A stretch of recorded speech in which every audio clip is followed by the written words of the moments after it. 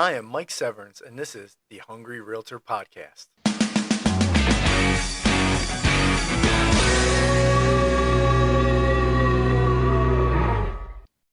All right, welcome back to another episode of the Hungry Realtor Podcast. Me, at Hungry Realtor Mike Severns, and I'm joined by Dr. Kareem Tannous. Welcome to the show. Hey, Mike, thank you for having me and inviting me on the show. I really feel gracious to be here. You can drop the doctor. It's okay. We've longtime friends, and we're way past that. I reserve that for all my students.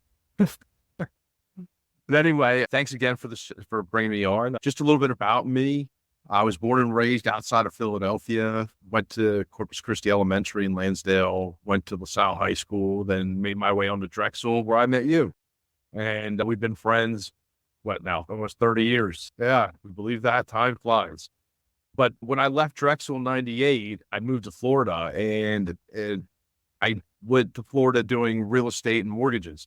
Actually, I started in the mortgage business here in Conshohocken for a company called Gateway Funding. A good friend of mine that I grew up with, his mother started that company, and she got me involved at a young age, and I actually did it for my co-op for a little bit. And that's when I decided that chemical engineering wasn't for me, and I went into business.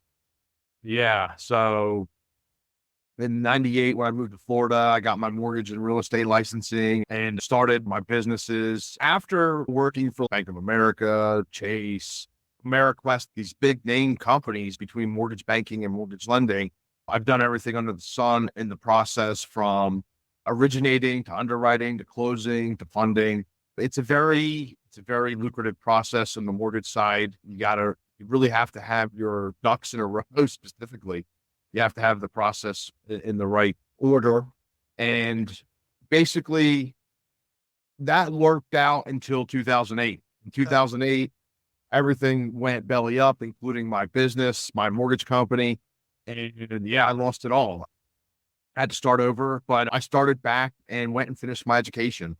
I got a bachelor's of business in general business, and then an MBA in finance and accounting. And then I completed a doctorate of business administration in international business in 2018.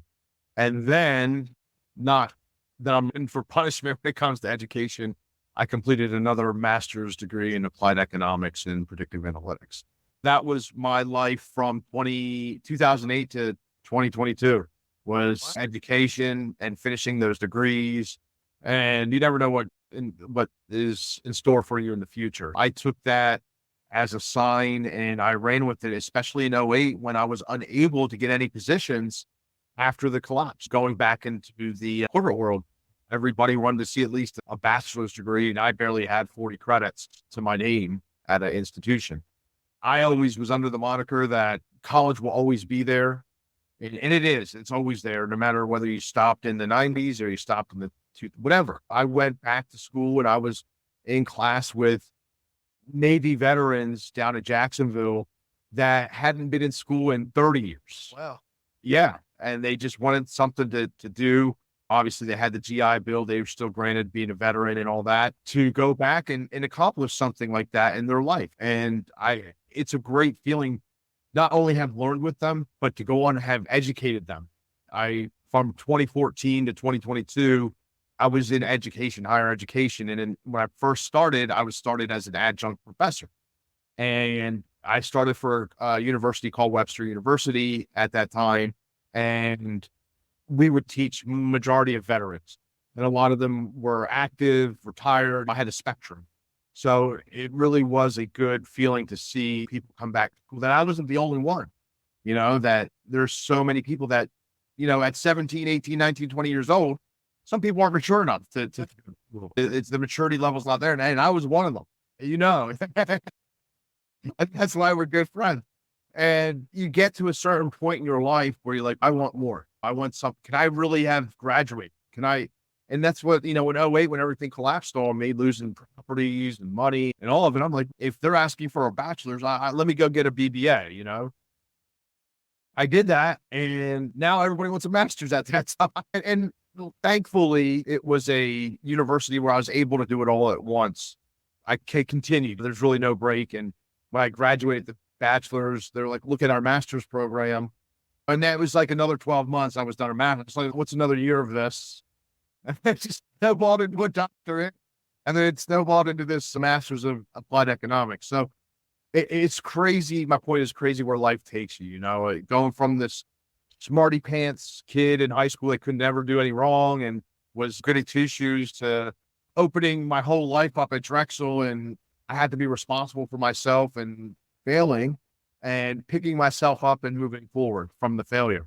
And it's not just one failure, it's failure after failure, because you don't learn from things you do right. You learn from things you do wrong. You learn from your mistakes, in other words, and failure is a mistake. And I'm so grateful to have failed, to have lost my first business, to have dropped out of college, to have lost all that money, because I would not have been able to complete any of that education without that mindset of failure, that, hey, if I don't get this, I can lose it all like I did before. And that's what really motivated me to go back to school. But all during that time I was in school, I kept my real estate and mortgage licenses active. I did not let them expire or whatever, because I always felt that one day I would come back to that no matter what, because that's something I learned.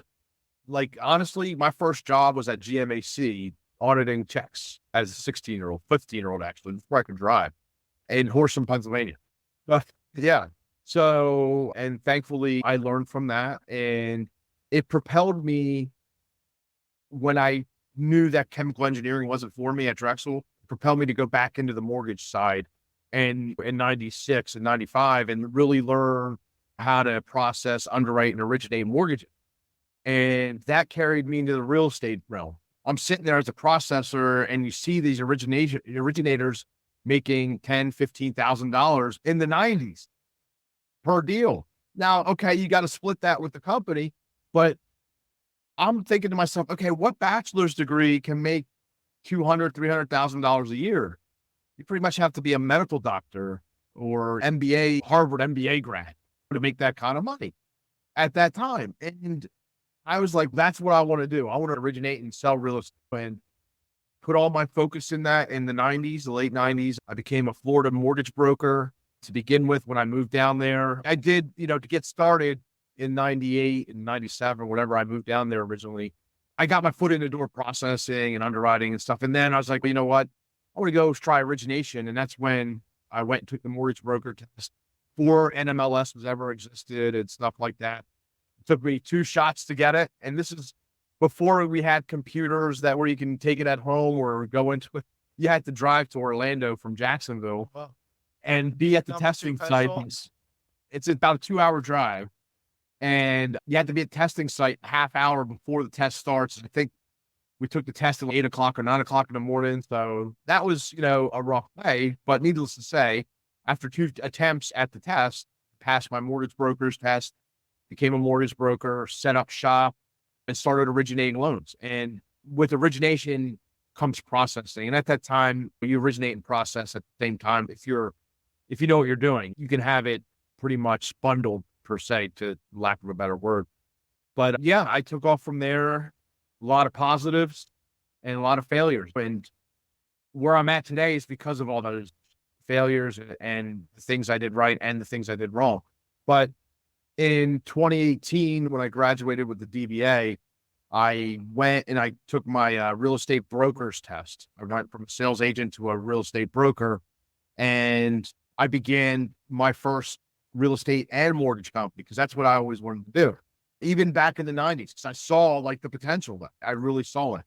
Other than being able to hedge rates, which is another maybe passion I may have in the future, selling real estate and the mortgage together is really something I am passionate about. And it started in 2018, where I was able to consolidate both my real estate and mortgage licensing together. And I started a company called Jacksonville Real Estate and Financial Service. Jacksonville Realty and Financial Service. And then I didn't think I would ever expand outside of Florida. So I started to expand. Oh, can you do a loan up here? Can you do a loan here? I was like, not yet. I'm coming soon. So the first loan, the new loan I did was in Pennsylvania. So I was like, I'm going to start getting loans in Pennsylvania, cousins and family and stuff like that. Might as well get my real estate a mortgage license. So in 2022, I got my Pennsylvania real estate and mortgage license. And then from there, I added Georgia and Maryland, both real estate and mortgages. But in the interim in 2022, Jacksonville Realty and Financial didn't work outside of Florida. So I rebranded as Alliance Realty and Financial Services. And it's been now 2 years. My agents, it's a simple change in the systems down in Florida. But once I switched everybody over, everybody's in line and good. Thankfully, we're growing now and moving forward. 5 years, 6 years now, as a real estate and mortgage entity, 2 years as the new rebrand. We're growing and looking. Actually, 2023 was our best year as an organization. It was fantastic. Having both services really impacted the bottom line. Let's put it that way. Top and the bottom.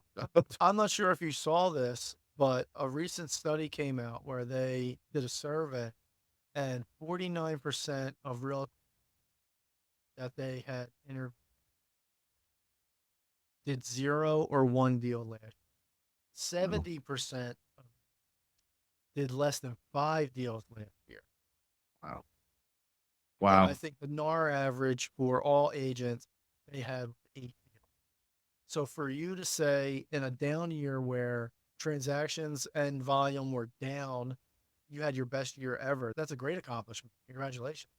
Thank you very much. Now, it is between real estate and mortgage. Now, to be honest, the real estate portion did decline. It did. But with having both services, my overall business increased.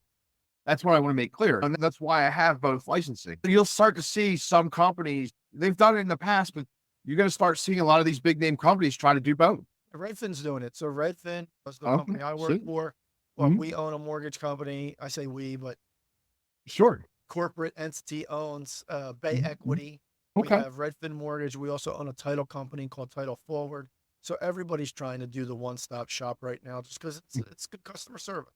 Exactly. And to be clear and honest and transparent, it gives somebody like me, a small business, more control over the process. I ensure, like, I'm the type of person, I'm kind of a perfectionist. I want to make sure that contract, that purchase contract, is exactly what needs to be written and needs to be filled out and need to be, signed and executed. I'm dealing, just being a mortgage broker, the bad purchase contracts I get, it's like, I'll pull my hair out, It's just because I have a certain way a laundry list of personal property attached to it. Repairs are in there. I get some stuff from buyers. When I'm the seller's agent, the buyer's agent submit the contracts.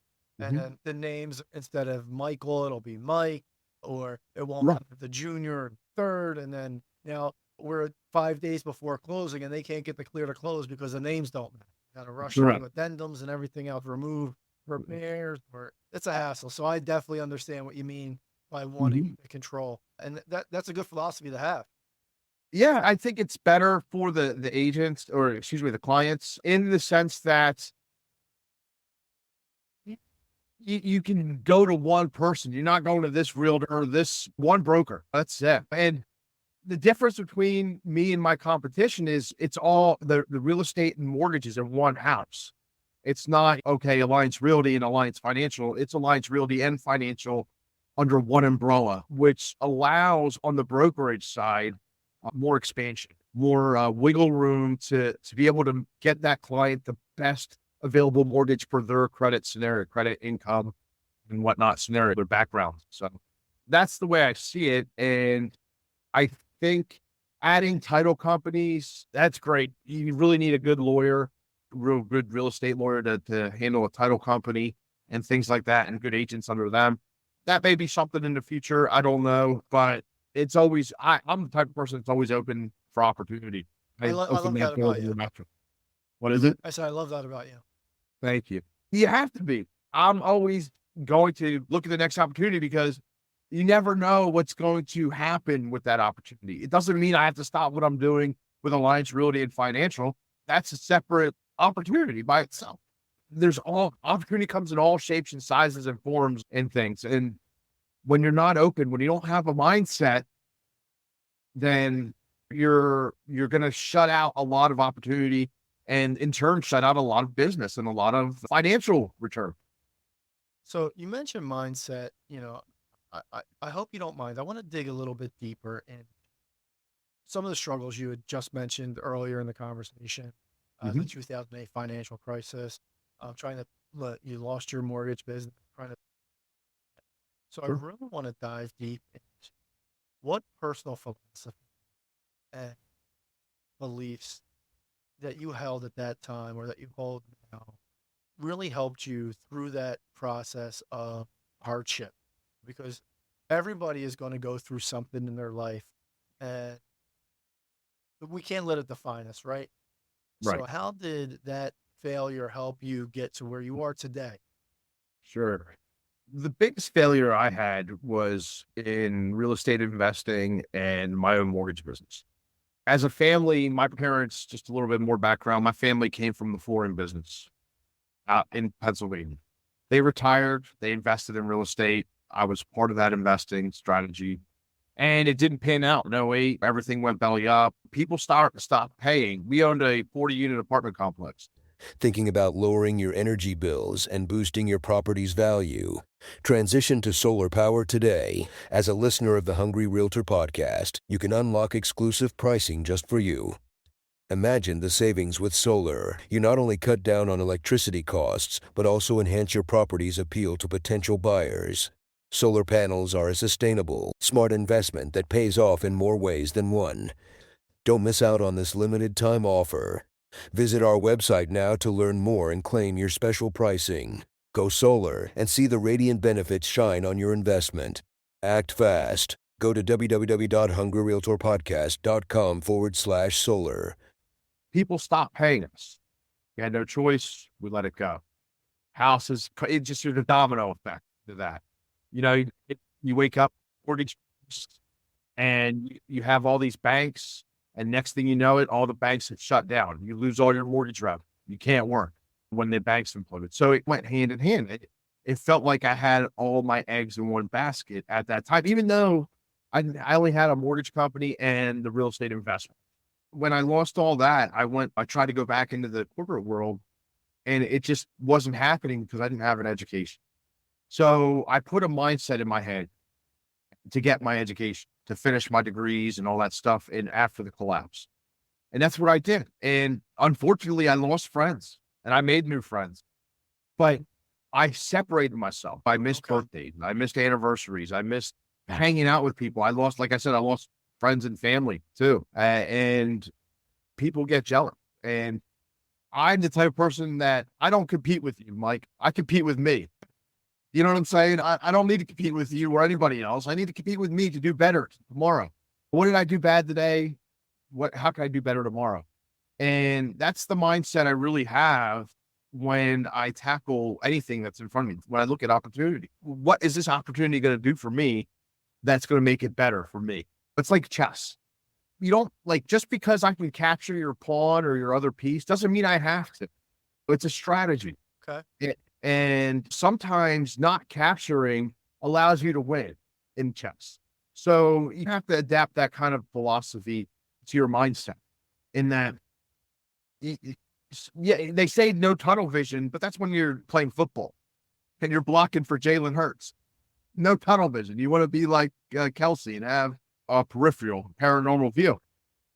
But in when you're trying to improve yourself, you have to have a little bit of tunnel vision because you have to focus. And that's what I mean by tunnel vision is the focus, is the commitment mentally and physically. You can't just say, oh, I'm going to do it. And then 3 months later, still in the same spot. You're spinning wheels. Like yesterday, I had a conversation with a very good friend of mine in Florida, and he's coming at a crossroads in life, and he's got a child and a wife, and the kid's what 3, 4 years old now, and he doesn't know what to do. He may lose his income. Oh no. Yeah, and he was asking me if I was actually hiring. I said, me, you have to have a license to work with me. If you're more than welcome, I'd be happy to bring you on if you want to get your license. But he's not that type of person. He's not a salesperson. To be honest, he's a good butcher. Yeah, he can fillet some meat, and I told him, I said, that's what you know. Yeah. No matter what, you want to do something for you, Rock, you have to go and take that risk. And that's what it comes down to. That mindset that you have has to allow you to accept risk. Now, how much risk you'll take is a different story and a different conversation. But you have to be able to at least take on the risk. If you don't want to take risks, then you better find a 9 to 5, or you better find that corporate W-2 job, because our business, self-employed, is all risk. It's all on you to perform. Nobody else is going to put those deals on your desk but you.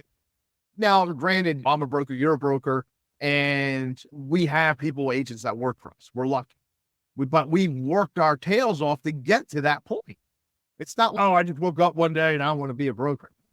I was a real estate agent paying a ridiculous split to my old broker for 15 years before I consolidated into this in 2018. You go through the trials and tribulations to get to where you want to be, and you work very hard for it. And it doesn't matter if you get a degree or if you get a real estate or a mortgage certificate. It's the same concept, and the mindset. Like, for example, you have clients, they want to know that, hey, Mike, I'm going to hire you to be my real estate broker. What is it in you that allows me to be confident in that you have that ability to take the listing and get it sold? It's like going to school. I don't care what kind of degrees I have or what kind of degrees you have or may not have. It's the point for the people that go to school that you went to school and you were able to start something and you were able to finish what we gave you. And that's what clients and employers want to see from somebody. That's the purpose of a degree. I could care less that you're a straight A student. Did you get it done? And did you get it done to the best of your ability? And that's the gist of what you need to do in that mindset, or what type of mindset you need to have. So I picked out one was tunnel. So you need focus, right? Mhm. I get. Then it sounds like you need almost an unhealthy belief in yourself, right? I'm betting on myself, like Yeah. that up, right? And then you need to be able to make people feel good about you, right? They're gonna, whether it's talking about your degrees or your experience or just how I found in my business, at least, and I think in business in general, that people buy with you because you make them feel good. They have confidence. It's really the art of seduction. Those are three key ingredients right there that answer my question of Mhm. what are the personal philosophy. I like that. Yeah.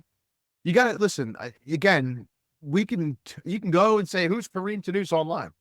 Point all the goods and bads about him, right? But if I'm not able to say, hey, Mike, I really enjoy working. I really enjoyed learning about you, and whether you use me or not for real, no big deal. It's the relationship that we create.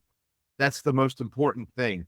And personal, professional, that is what's going to lead you to being a very seductive person in attracting clients, wanting them to come to you, wanting them to be with you and using you for your services. Just being able to schmooze, there's nothing wrong with that either. People they take it negatively, and it's the people that take it negatively that look at it at a negative light that aren't as successful. And there are degrees of it, right? It's a spectrum. Sure. Right. Now, you could be Bernie Madoff or the Wolf of Wall Street that are basically con people, right? Con came from the word confidence. Confidence men. They got away with everything because they made everybody feel confident in what they were doing and was going to get the return he was talking about. But same power and not be a piece of crap person about it and rip people off or break the law. Absolutely. If you can exude that confidence and give people confidence in you and your abilities, you're going to go much further. The problems come up, they're looking around for somebody else to come up with a solution. I'll tell you what, even if it's right, wrong, or indifferent, if nobody else is speaking up, I'm going to be the first one to make a suggestion. There you go. Listen, I'm not right all the time. And it's funny. Nobody is. I tell my wife, I don't want to be right all the time. I just it's when I say it, but truth. But I think that you hit the nail right on the head. And moving on from that, I want to talk about like you were a professor, you work a lot with students. For my younger listeners, how they go getting in field of finance or real estate? Is it worth going to college, like you said, if you want to do real estate or mortgages? Because you can just get it. You only need a high school diploma to actually test in most states. I think every state. But what have you found with all your advances that lend credibility? Sure. Great question. I get this asked all the time. I'm glad you asked it. The key to the younger generation. Yes, you only need a high school diploma to get into real estate and mortgaging. Absolutely. There's no question about that. But you have to have the drive and motivation. Doesn't matter whether you want to get a real estate license or a real estate degree. You have to have the drive and motivation to go to the real estate school, take the classes whatever it is, and finish and take the class test, then the state test. And you may not pass those because it depends on how you actually went through the class and your retention. So don't be scared. Go for it. Just do it. Don't make excuses of why you didn't do it because the more you make an excuse of why you didn't do it, the less likely you're going to be able to do it. So to the young people that want to get into real estate and mortgages, go take the classes, take them. You don't have to go to school. I did not go to school. I dropped out of Drexel University. Okay. I dropped out of Drexel University and went into mortgages and real estate. I only had was a high school degree. You don't need a college degree. But however, if you want to show people that you are a top-notch agent, person, financier, mortgage person, I would say at least a bachelor's degree. Your own mental, today, and to be honest, a bachelor's degree is like having a high school diploma today. That's how far and how much competition has increased. And even more so, if you want to go into the corporate side of finance, investment banking, and all risk management and things like that, you're going to need an advanced degree. You're going to need at least an MBA at minimum from a AA school. That's AACSB type of school. That's an accreditation. Okay. So they're the top business schools. You'll see the top 50 business schools, the B schools, they call them. Yeah, that's where the competition is in the corporate world. You're going to have an advanced master's degree to get to where you want to go and advance high for somebody else getting a W-2. Self-employed. My father barely graduated the 8th grade, barely passed the 8th grade. For family reasons, he made fortune working as a laborer. You don't need a degree at all, not even high school. As long as you're able to go out and understand the concept of money and how it works, you can go do whatever you want. But there is going to be a time, and I'm telling you now from experience, that you are going to want to have some type of certification, some type of degree, not just to show everybody, hey, I got this and that, but to say, I did that. I put my mind to it and I got that degree. I accomplished that mortgage certificate or licensing, whatever it may be, whatever you're going after. And that accomplishment, that goal that you accomplish sets the tone for the next thing you want to do. It just keeps setting tones and you like raising the bar. And what that does to it's just strength. It doesn't weaken it. Like I may not use my doctorate degree all the time, but it doesn't make me weaker. Right. I might not use my master's degree all the time. It doesn't make me weaker. I'll tell you what, I've done more in real estate and mortgage and analytics in the last 5 years by having those advanced degrees than I've done in my whole 20, 30-year career in the business. So, to me, I'm a personal fan of education. I'm not going to ever deny education just because of what happened to me during the collapse. I couldn't get a position because I didn't have the bachelor degree, And I know today times are different, especially with exploding student debt and stuff like that. It's understandable. That's not an indictment of education on its own, right? That's more. Well, no, here's the thing. I'll be honest about being an educator and a professor. Higher education, our whole education system needs a revamp because think about it. It's costing you more money to get the same degree somebody went 10, 15, 20 years ago. You're getting that same degree, but it costs more money. So what does that tell you about it? It's like our dollar. Wouldn't it be economics though, supply and demand? Aren't there just more kids? That is part of it. But what have institutions done to revamp the finance degree, to revamp a business degree or a medical degree? It's the same. You learn the same stuff. I think the issue is more that there's the guaranteed funding, right? Every 18-year-old can get, 150,000. If you're running a college, why isn't it smart to make tuition $150,000? They're getting the money anyway, right? So it's coming from security.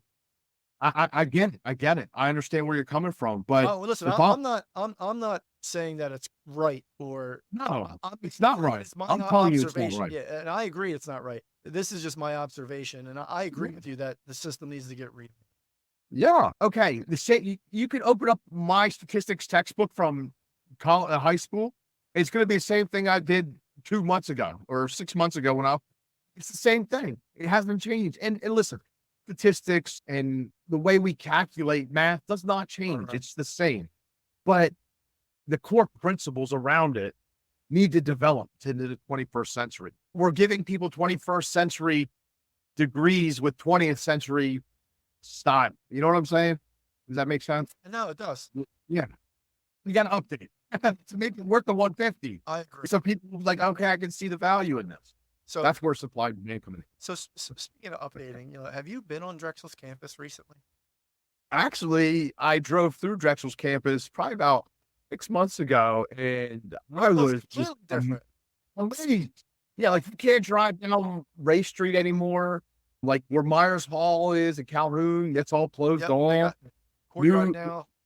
Yeah, there's a tennis court behind the house. Oh my God, really? I didn't see. They closed it all off. You can't even, I don't think you go up the alley anymore. That's not. Yeah. Drexel's really changed in the last few. I didn't cover this in the very beginning. Kareem and I have known each other since late 1997, early 1998, when the Phi Kappa Sigma fraternity brothers were recruiting pledges. Yep, at Drexel University, and I was there my freshman year, and somebody brought me over to the house, and we went out to Hooters on what they call a rush event. It was the first time I hung out with them, and it was a great night.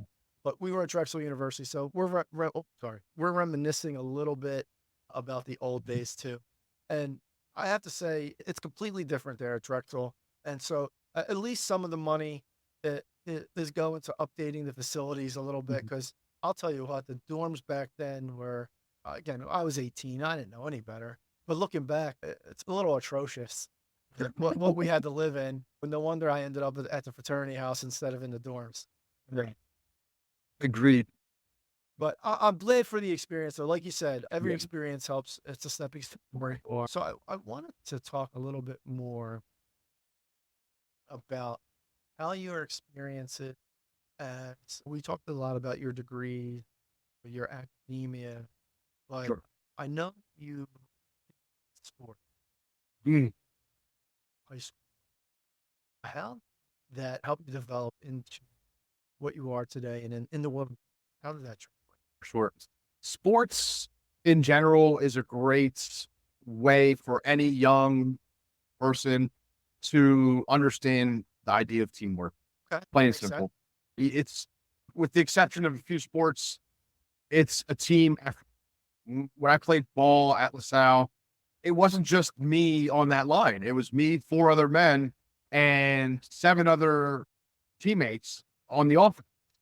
So it wasn't, I was out there performing. Yeah, I had my individual assignment, but that individual assignment had to parallel the other linemen. I played offensive line.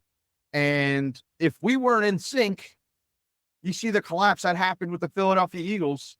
That's what would happen if we weren't in sync. I mean, I made a comment on X the other day when the Eagles were going through this collapse. I said, my high school coach's playbook and play calling was much more advanced than what product the Eagles have put on the field. Yeah, and I agree 100% because it looked like they were running the same 5 plays. Yeah. When Christian McCaffrey is live on the Peyton and Eli Monday Night Football show, and he's not even on defense, so he's not studying our offensive film. At all. Yeah. He plays running back for the 49ers, in case you're out there living under a rock and you don't know who Christian McCaffrey is. He called the exact play, like down to except Yeah. he said it was going to go left, and then Jalen started left and went right. So he didn't call the decision that Jalen made. But he called the initial play.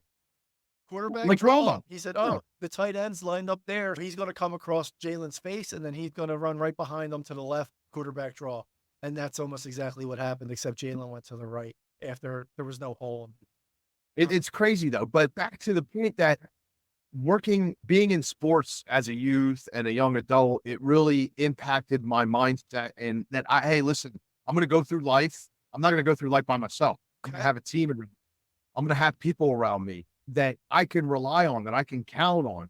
Now, in my life, did I become that rock for people? Yeah, I did. And it was tough asking for another rock to lean on. Once you get to a certain point, it becomes very difficult to say, hey, Mike, I need some help. Can you help me out? That's tough for people to say, especially for being the rock that everybody leaned on over my adult life. And getting those sports, playing basketball, football, soccer, and baseball, it really gave me a huge perception of the way life was. And it taught me that I'm going to need to lean on people to get to where I want to be. Like, there's no way I can have what I have with this business without my loan officer, without my agents, without the people that have come and gone in and out of my business. Everything you do, every action you have teaches you something that you can apply to your life. And that's what sports as a youngster did for me. And until this day, I haven't played as much, but I'd still play some pickup basketball here and there. It's not many good. With a name like Kareem, you gotta be an awesome. But I ain't got that speed. Really got the free throw, but I'm good at defense. So I can grab rebound. But it's just, those are the mindsets that help you get your mindset ingrained, to lay the foundation, I should say, for a mindset that you need to succeed in this world. Every person out there, look at Donald Trump, whether you like him or don't like him, it's a different story. Okay, he was privileged, got a loan from his father for $1 million. He didn't do it himself. Okay, look at Elon Musk, another privileged person. He didn't do it himself to build whatever he built. Mark Cuban, Matt Ishbia, all these people that, I don't know if you know who Matt Ishbia is. Matt Ishbia he just bought the Phoenix Suns. Okay.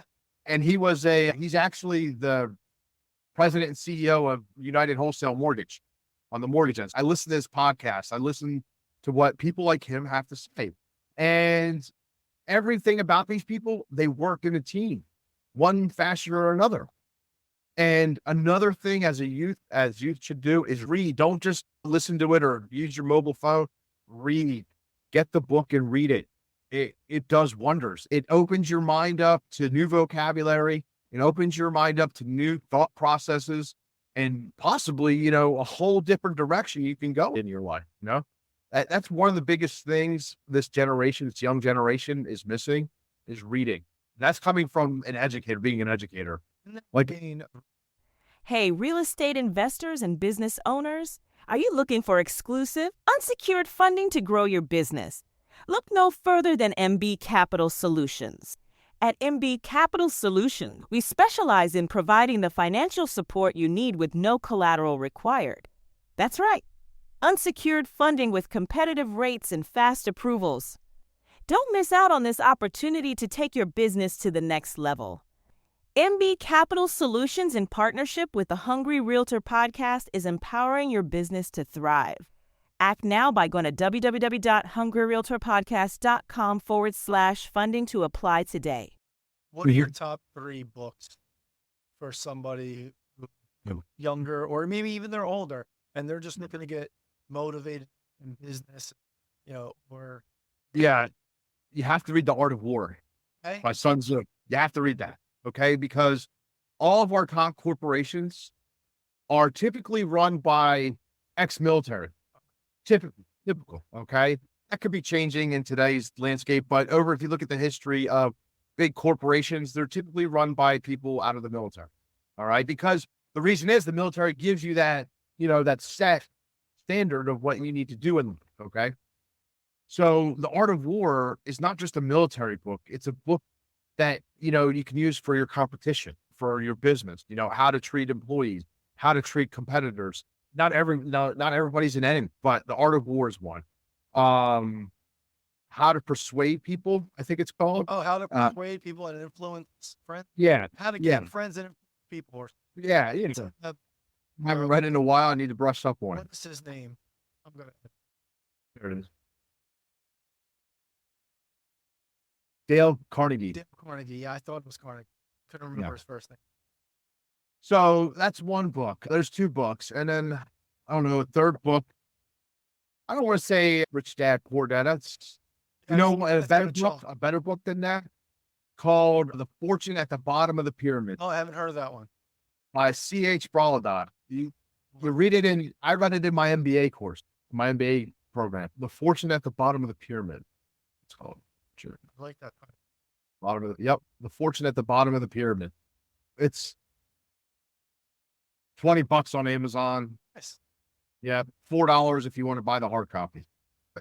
Those books influenced me in my life, especially that last one. And I only knew about that one from MBA. Of course, you know, like I would have never known that if I didn't take an MBA class. And that wasn't your professor? Like your professor didn't write? No, it was a book given to us in the class, recommended reading. That's great. Yeah. So I think it was I want to say international marketing class or something, but it was a class like that on how to, the fortune that lies. Now, you don't have to target the top, you know, there's a whole pyramid of the way society works. And it's a good book, C.H. Brolodon. I'll check it out. Yeah. Okay. Yeah. There's a few books I've read and I look back at forecasting books if you're interested in forecast. Yeah. So I love your content on LinkedIn.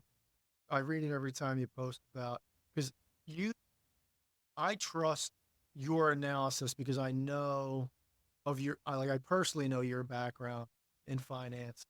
Thank you. I know you're not using Chat GPT or you're not copy and pasting someone else's work from another website. This is your opinion and your forecasting. So I want to put you on the spot a little bit and see, what do you think is going to happen? I know we don't have a crystal ball. What is your gut feeling about 2024? I'm hearing mixed things. So I'll tell you what I'm hearing first, and then you let me know one or the other. Sure. So on one side of the street, I'm hearing 2024 is going to be a rebound year. Everybody is seeing this is the third week of January. And I think for 6 straight weeks, the mortgage rate has come down, which is leading buyers back to the market. Sellers are still not coming back to the market in droves. So prices should continue to rise. And this is going to be good for everybody. People are going to have more equity and the economy is going to boom because we're trying to stave off inflation. And then we have people on the other side of the street that's saying this is all temporary. There's a bigger bad wolf that we're not really even thinking about, which is commercial real estate. This is really hanging on by a thread. And if the commercial real estate really goes down, that's going to bring down a lot of regional banks.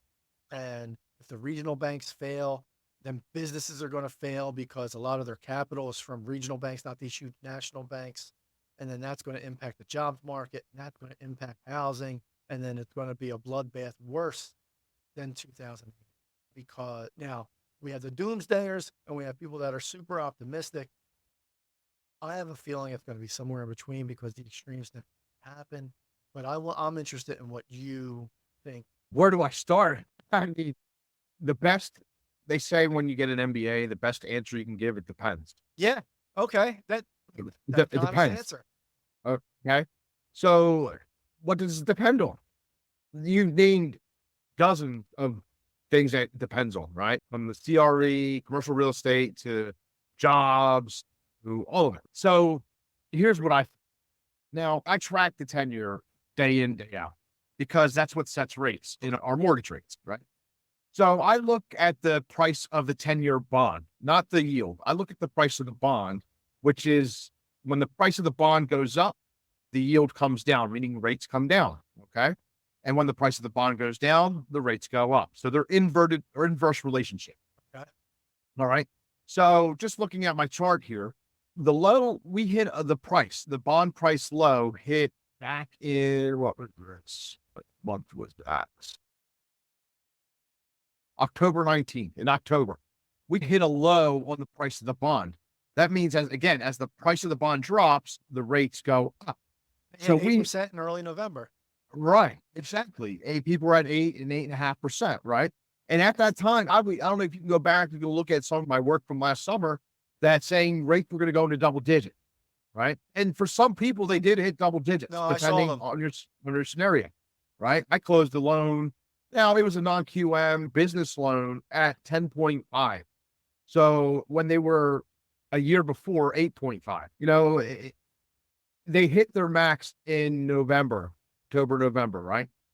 Now we've seen the bond steadily rise, the price of the bond steadily rise from that point all the way up to about December 27th, after the Santa Claus rally, they call it.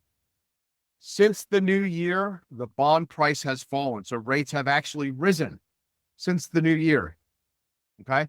Now, is the way the price is because it's trading, it could be trading it lower for it to go back higher, or it could be trading lower because, hey, we're not out of the woods yet. It really depends on the geopolitics, on how our own economy does and how China does. Typically, when China does well, we do well because our manufacturing is tied to them. So, but what I see, in my opinion, like our dollar's worth less than what it was last year and the year before, right? If you take a picture of the national debt and the value of the dollar, they're opposite. You could see one going down, the other going up in direct units. It's funny you say that. I tell people that their house value doesn't change. It's just the value of the dollar. How many dollars does it take to get you out of the house? And because the dollar isn't worth as much as it was in like the 50s when houses were 3 to 10 grand. Exactly. Now they're $1 million. They're 100 times. But our dollar is 100 times less. Since the inception of the Fed, the value of our currency has dropped 98% since the inception of the Fed. And that's 111 years ago. Okay. 1940. You're talking the Fed, the gold. Yeah. 1913, the Fed was created. Actually, 110 years ago in December. And it was done right at Christmas break when everybody was on holiday. There's nobody in the office, but that's another story. Not to dive into conspiracy theories, but yeah. What is your stance on the Titanic conspiracy? That the Fed, the people who wanted the Fed, the JP Morgans of the world and Rothschild and whatnot, sponsored the Titanic to go out, and they had all their competitors for the Fed on the ship. None of them were on there, even though they were talking big about it. And out, just a crazy day at sea. It crashed in the iceberg. Now in December, the Fed gets passed and no opposition. Yeah. But here's a funny story about the Titanic. Apparently, it was a duplicate. Yep, I've heard that as well. That the Titanic that sailed was one that was being decommissioned for insurance reasons or something. Apparently, at that time, they were savvy then and savvy today. It was named a different ship, but they were the same design. And then they built the brand new. They named that one the Titanic. And part of the conspiracy is that they just painted. Yeah, they painted. They painted the old ship. They sent it out. Another layer got added this year with the submersible disaster. Oh, Lord have mercy. They were going down to. Yeah, I know, it's a shame. But then again, if you get in that thing and the guy's got like a PlayStation controller, like I don't think I'm doing it.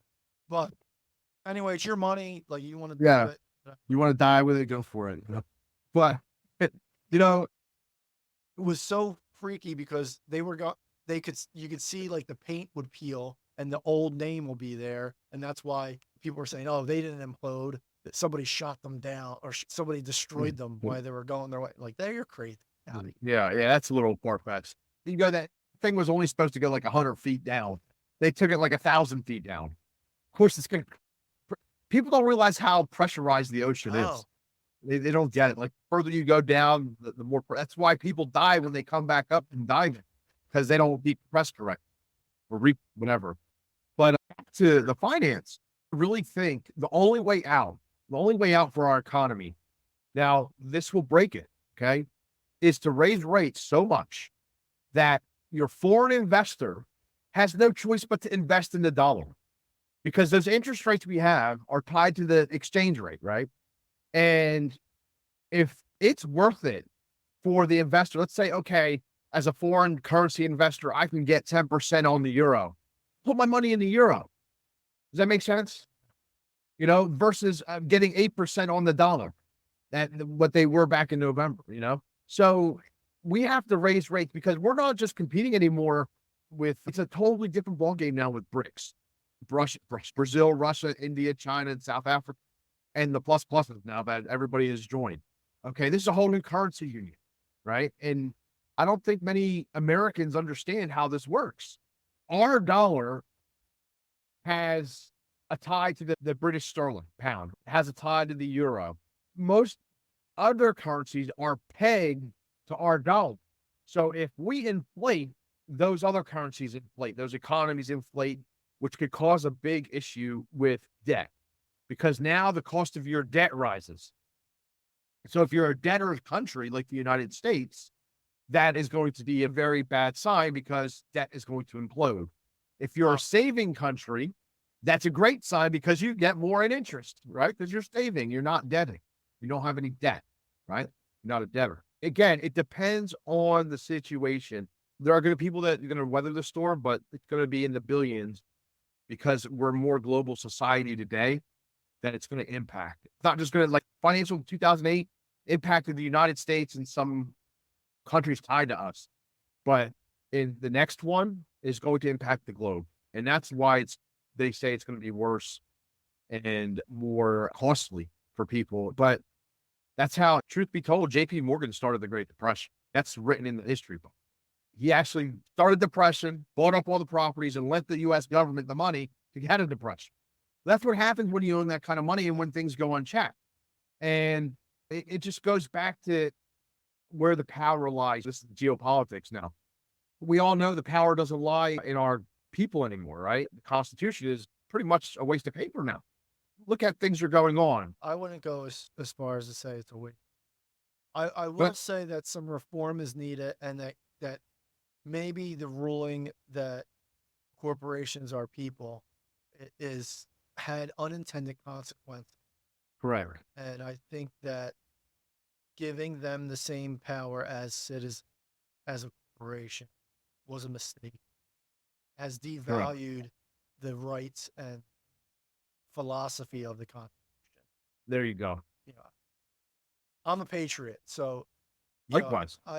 I feel that the best thing about our system is change, good, bad, or indifferent. Right? Agreed. So Agreed. we made a mistake. Now we just need people with the cojones to do admit it. the mistake and fix it and say no to the corporate money. Right. And that's the problem. Like, I think, people around this country have a problem with capitalism. It's not capitalism that's the problem. Like, if you study econ, capitalism is the best ism to employ and utilize labor and capital. That's why we get capitalism. People use the capital to create jobs, to create manufacturing. It's when it's abused, all the lobbying, that it's basically legalized bribery.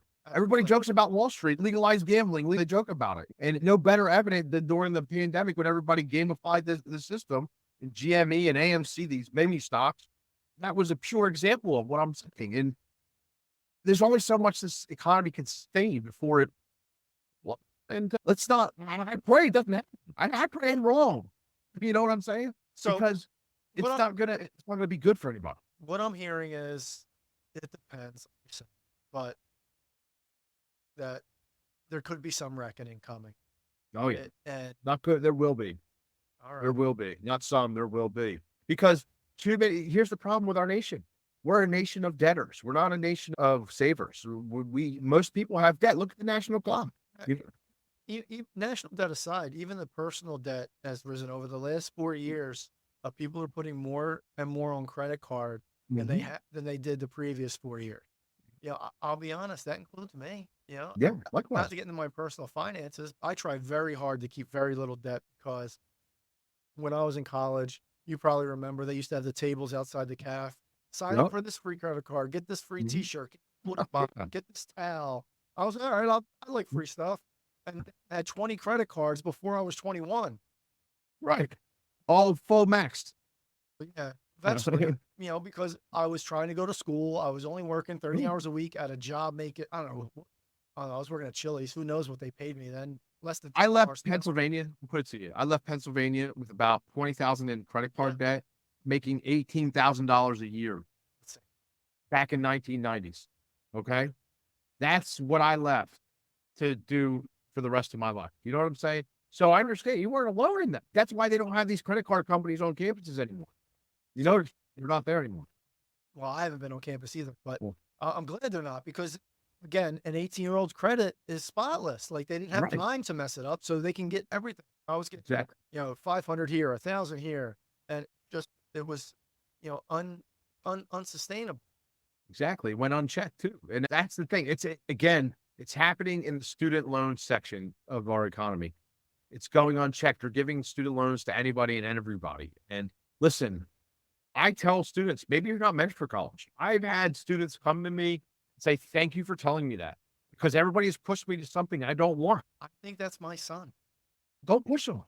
Let him do his life. Say, hey, okay, you have options. You have education, you have labor. Pick one. He has to, and let him We're something going he to likes. school, and I think that we're going to find something like go to a formal 4-year college. I think we're going to Go to a community college and get all your BS courses out of the way, your humanities. If he wants something, do it that way. I'll be honest with you, I'm not a fan of a certificate unless it's a mortgage license or a real estate license or insurance license. Unless it's a licensing certificate, okay. you're just wasting time. Might as well go to a junior school, community college, and get those core courses out of the way. They'll be less expensive. He'll be close to the house. And it'll help them get better. There's not a lot of pressure like it is in a 4-year college. The 4-year college, they have quota minimum demand. Like the community college, they have it, but it's not the same. You can get your core courses done and then transfer those core courses into the 4-year college and get the degree when he's ready. That's how a lot of people do it. There's nothing wrong with that. That's the great way. I wish I would have done it that way. Kareem, Yeah. look forward to having you. I appreciate it, Mike. Thank you so much for your invite. And this discussion was definitely above par and amazing, and love to continue the discussion in the future.